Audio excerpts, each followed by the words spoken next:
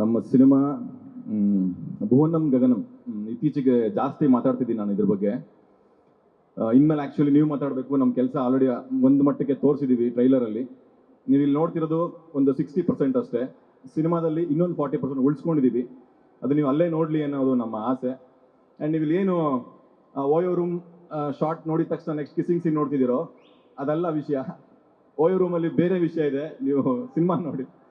And ಅವಳಿಗೆ ಕಪಾಲ್ ಕೊಡೋಕ್ಕೆ ಕೈ ಎತ್ತಿದ ತಕ್ಷಣ ಅದು ಬ್ರೇಕಪ್ ಸೀನ್ ಅನ್ಕೋತಾ ಇದ್ದೀರಾ, ಇಲ್ಲ, ಅಲ್ಲೂ ಬೇರೆ ವಿಷಯ ಇದೆ. ಸೊ ಹಂಗಾಗಿ ಈ ಸಿನಿಮಾ ಸಿಕ್ಕಾಪಟ್ಟೆ ಸ್ಪೆಷಲ್ಲು, ಸ್ವಲ್ಪ ಹಾರ್ಟ್ಗೆ ಸ್ವಲ್ಪ ಜಾಸ್ತಿ ಕನೆಕ್ಟ್ ಆಗಿದೆ. ಹಾಗಾಗಿ ಲವ್ ಇದ್ರ ಮೇಲೆ, ಈ ಸಿನಿಮಾ ಮೇಲೆ ಜಾಸ್ತಿ ಲವ್. ಹಾಗಾಗಿ ಜಾಸ್ತಿ ವಿಶ್ವಾಸ ಬೇಕು ಈ ಸಿನಿಮಾಗೆ. ಅಂದರೆ ನಾವು ಮಾತು ಜಾಸ್ತಿ ಆಗಿರೋದ್ರಿಂದ ಇನ್ಮೇಲೆ ಮಾತು ಕಡಿಮೆ ಮಾಡಬೇಕು, ಬಿಕಾಸ್ ನೀವುಗಳು ಮಾತಾಡಬೇಕು. ಈ ಸಿನಿಮಾ ಬಗ್ಗೆ ಡೆಫಿನೆಟ್ಲಿ ನೀವೆಲ್ಲ ಮಾತಾಡ್ತೀರಾ.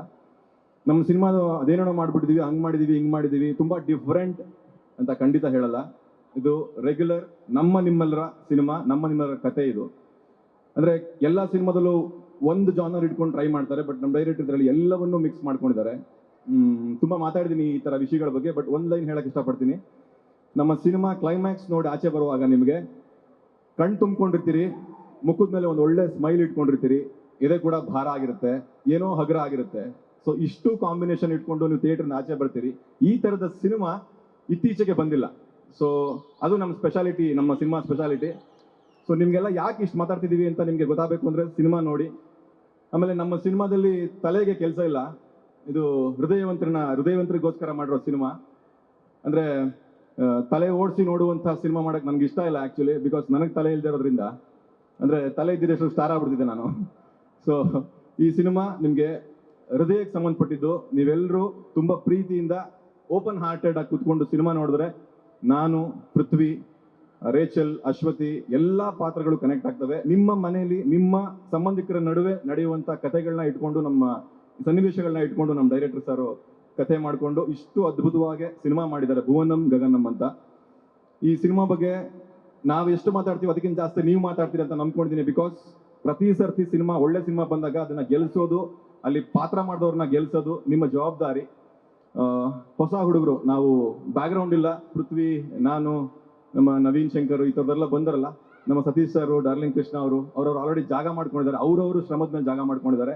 ನಾವು ಆ ಹಾದಿಲಿದ್ದೀವಿ. ಪ್ರತಿ ಸತಿ ಸಿನಿಮಾ ಮಾಡಿದಾಗಲೂ ಪ್ರತಿ ಮೆಟ್ಲಲ್ಲೂ ಎತ್ಕೊಂಡ್ಬಂದಿದ್ದೀರಾ.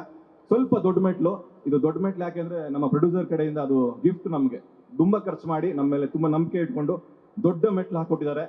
ಈ ಮೆಟ್ಲಲ್ಲಿ ಬೀಳಿಸ್ಬೇಡಿ ದಯವಿಟ್ಟು, ಇಲ್ಲಿ ಸ್ವಲ್ಪ ಎತ್ಕೊಂಡ್ಬಿಡಿ, ಇನ್ನೂ ತುಂಬ ಕೆಲಸ ಮಾಡ್ತೀವಿ ನಾವು. ಆ ಜವಾಬ್ದಾರಿ ನಿಮಗೆ ಕೊಟ್ಟಿದ್ದೀವಿ. ನನಗೂ ಪೃಥ್ವಿಗೂ ಯಾವುದೇ ಬ್ಯಾಕ್ಗ್ರೌಂಡ್ ಇಲ್ಲ, ನಾವೆಲ್ಲ ಜನಗಳೇ ನಮ್ಮ ಬ್ಯಾಕ್ಗ್ರೌಂಡ್ ಅಂದ್ಕೊಂಡು ಬಂದಿರೋರು.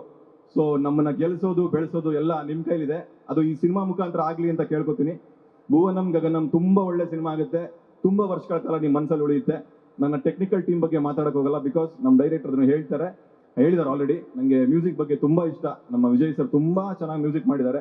ನಾವು ಎಷ್ಟೇ ಮಾತಾಡಿದ್ರು ಕಡಿಮೆ. ಯಾಕೆ ಗೊತ್ತಾ, ನಾವು ಸಿನಿಮಾ ನೋಡಿದ್ದೀವಿ, ನೀವು ನೋಡಿಲ್ಲ. ಸೊ ಎಷ್ಟೇ ಮಾತಾಡಿದ್ರು ಓಕೆ ಅನಿಸ್ತಿರುತ್ತೆ. 14th ಬನ್ನಿ, ನಾವು ಬರ್ತೀವಿ. ಏನು ಅನ್ಸುತ್ತೆ ಹೇಳಿ.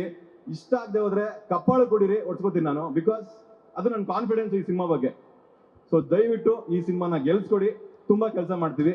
ಆ್ಯಂಡ್ ಸರ್ ತುಂಬ ಥ್ಯಾಂಕ್ ಯು ಸರ್, ಈ ಸಿನಿಮಾದ ಒಂದು ಇಷ್ಟು ದೊಡ್ಡ ಸಿನಿಮಾದಲ್ಲಿ ನಮ್ಗೊಂದು ಪಾತ್ರ ಕೊಟ್ಟಿದ್ದಕ್ಕೆ. ಬಿಕಾಸ್ ನೀವು ಯಾರನ್ನು ಬೇಕಾದ್ರೂ ಹಾಕೊಂಡು ಸಿನಿಮಾ ಮಾಡ್ಬೋಯ್ತು, ಅದರಲ್ಲಿ ಈ ಹುಡುಗನೇ ಬೇಕು, ಪೃಥ್ವಿನೇ ಬೇಕು ಅಂತ ಆಯ್ಕೆ ಮಾಡ್ಕೊಂಡಿದ್ದೀರಲ್ಲ, ಆ ನಿಮ್ಮ ಪ್ಯಾಷನ್ಗೆ, ಹೊಸ ಹುಡುಗರನ್ನ ಬೆಳೆಸಬೇಕು ಅನ್ನೋ ಒಂದು ನಿಮ್ಮ ಒಂದು ದೂರದೃಷ್ಟಿಗೆ ತುಂಬ ಖುಷಿ ಆಯ್ತು ಸರ್. ಇದೇ ಥರ ನಿಮ್ಮ ಸಂಸ್ಥೆಯಿಂದ ದೊಡ್ಡ ಡೈರೆಕ್ಟರ್ಗಳು, ದೊಡ್ಡ ಹೀರೋಗಳು ಕೆಲಸ ಮಾಡಲಿ. ನಮ್ಮ ಥರದವ್ರನ್ನ ದೊಡ್ಡ ಹೀರೋಗಳನ್ನ, ದೊಡ್ಡ ಡೈರೆಕ್ಟರ್ಗಳನ್ನ ಮಾಡಿ.